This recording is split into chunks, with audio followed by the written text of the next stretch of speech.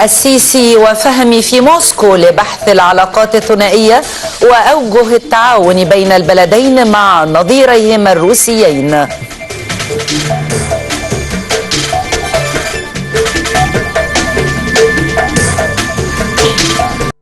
غادر القاهرة صباح اليوم المشير عبد الفتاح السيسي النائب الأول لرئيس مجلس الوزراء والقائد العام للقوات المسلحة وزير الدفاع والإنتاج الحربي متجها إلى العاصمة الروسية موسكو.